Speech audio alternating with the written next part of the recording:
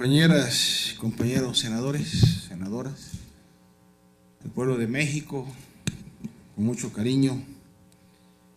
Compañeros, pues yo insisto en que el petróleo en México es un instrumento de paz y de estabilidad política, económica y social.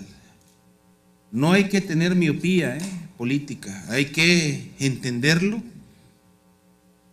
que es algo fundamental, y en lugar de proporcionar empleo, como lo he expresado anteriormente a los mexicanos, vamos a aumentar los ingresos de unos cuantos señores feudales de lejanas latitudes, o como le dicen coloquialmente, vamos, a los extranjeros. Y a todas estas empresas internacionales feroces. Ya vieron ustedes las declaraciones del gobernador de California en su reciente visita a nuestro país. Digo, los está diciendo un norteamericano sensato que es el gobernador de Baja California.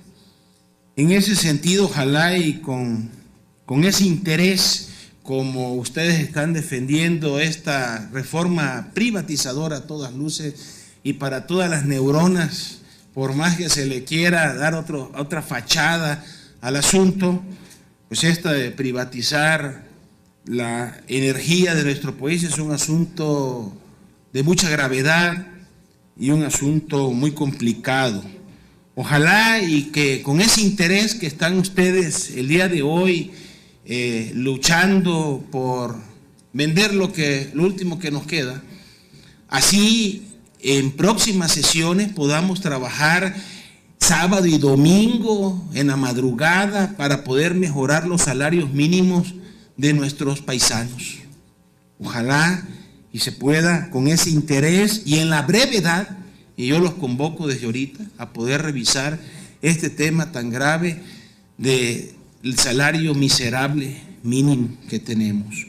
Yo creo que había que dejar atrás esa figura de mandaderos del capital extranjero y buscar ese nacionalismo. A mí, por ahí algunos jilgueros del gobierno del PRI pues me han tachado, qué grosero, que se expresa muy fuerte en la tribuna.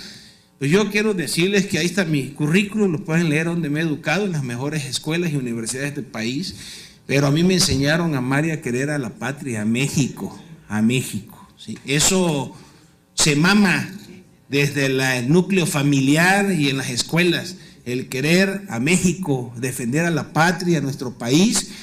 Y pues ustedes podrán tener todas las estrellitas en las universidades de los Estados Unidos, de Europa, o aquí en el mismo propio país, pero el hecho de aprender a amar a la patria y quererla y defenderla, eso se mama desde la clase, desde la casa, el núcleo familiar. Lástima que pues no sea así aquí. El eje debe ser, insisto, la autonomía de la rectoría del Estado mexicano en el asunto energético y no ser mandaderos de los capitales extranjeros. En estas modificaciones de la ley de hidrocarburos que nos remite la colegisladora, las modificaciones introducidas al artículo 101 y 102 del proyecto de la ley de hidrocarburos de ninguna manera aminora la posibilidad de afectación a la propiedad social y privada.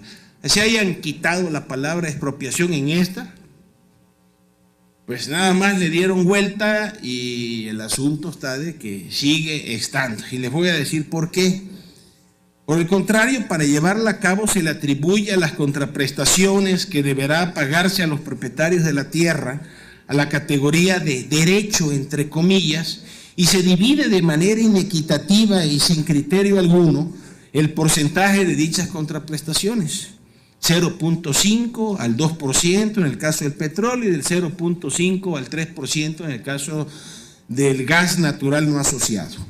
Esta medida no garantiza, compañeros senadores, no garantiza el ejercicio de este derecho de las contraprestaciones en igualdad de condiciones, ya que se beneficiará en menor porcentaje a los propietarios de tierras que se ubiquen en estados petroleros. Se lo digo con toda claridad, ¿eh?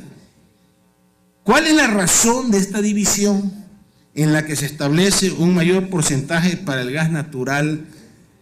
Esta división significa en términos concretos, una vez más, un trato desigual para los estados petroleros, por cuanto hace a los propietarios de tierras ubicadas en ellos. Hay que resaltar que el régimen de afectación de las tierras ejidales y comunales que se instaura en este proyecto de ley de hidrocarburos como la industria eléctrica ha quedado intacto. Y ahí lo pueden revisar. La afectación no solo se realizará mediante la ocupación temporal, cuya temporalidad no se precisa. No es lo mismo un año a 5 que a 80 o a 100 años. Buen provecho, senador. No le vaya a hacer indigestión en la comida.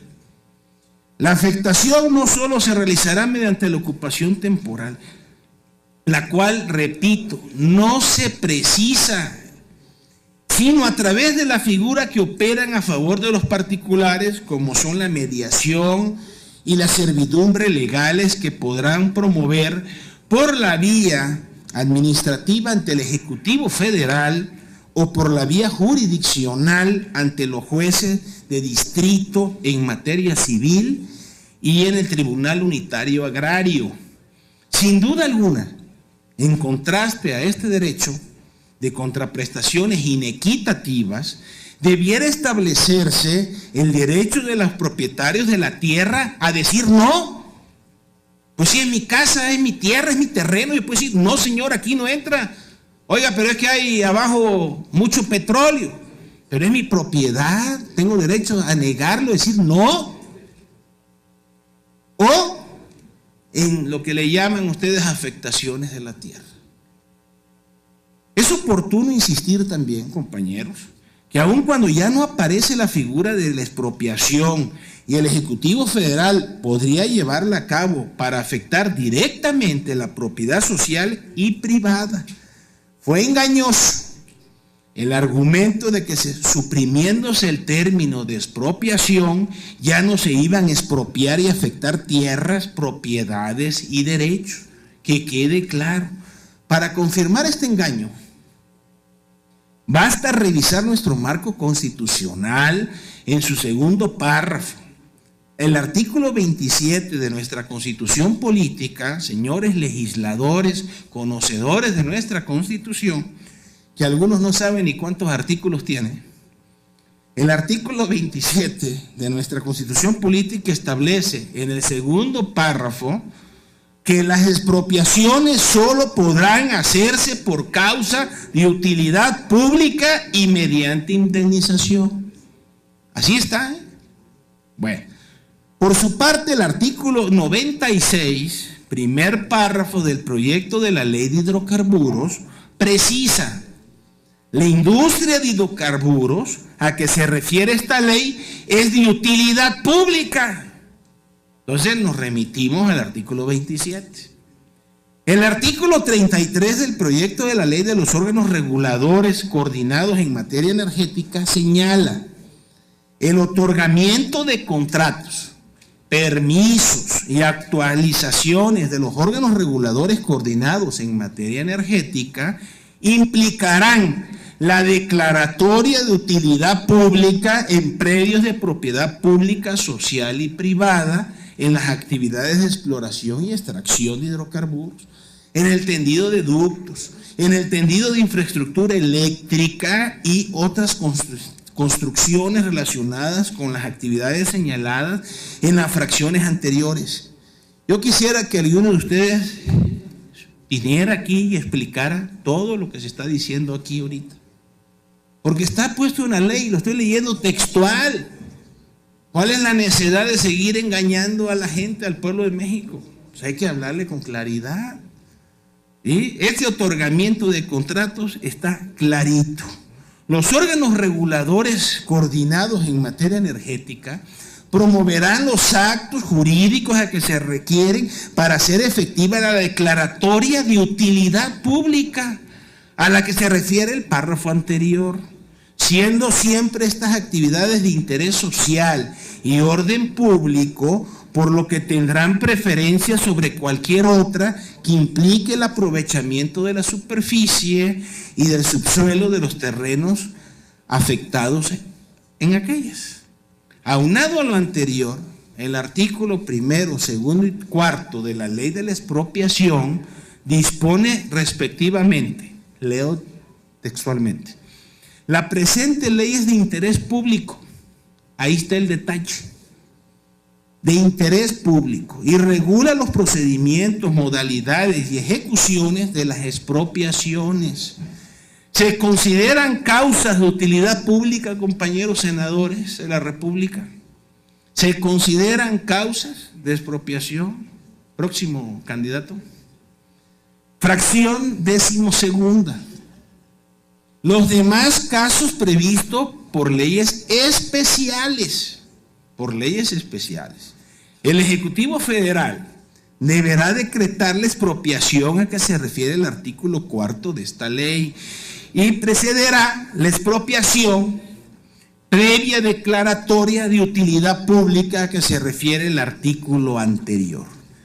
La declaratoria de expropiación, de ocupación temporal o de limitación de dominio, como le quieran llamar, se hará mediante decreto del Ejecutivo Federal que se publicará en el Diario Oficial de la Federación. En suma,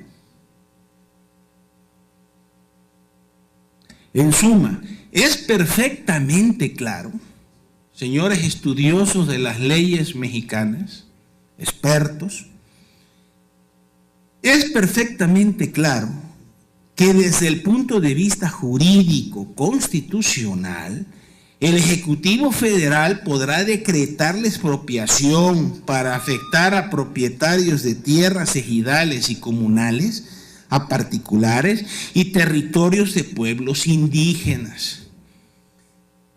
¿Cómo quedó este asunto aparte de la modificación de la Ley de Inversión Extranjera en el artículo 8º, fracción 2ª? Bueno, con la modificación aprobada por la colegisladora, se eliminó la excepción para requerir resoluciones favorables a la Comisión Nacional de Inversiones Extranjeras para que la inversión extranjera participe en un porcentaje mayor del 49% para las sociedades navieras destinadas a brindar servicios para la actividad de exploración y extracción de petróleo y demás hidrocarburos. Así de claro.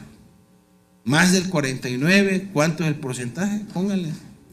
Al respecto, cabe decir que con dicha modificación se mantiene el texto vigente de la ley, por lo que se obliga a dichas sociedades a obtener resoluciones de la comisión referida para participar en un porcentaje mayor al 49%. En este sentido, no tiene ningún impacto en el modelo de privatización de la industria petrolera.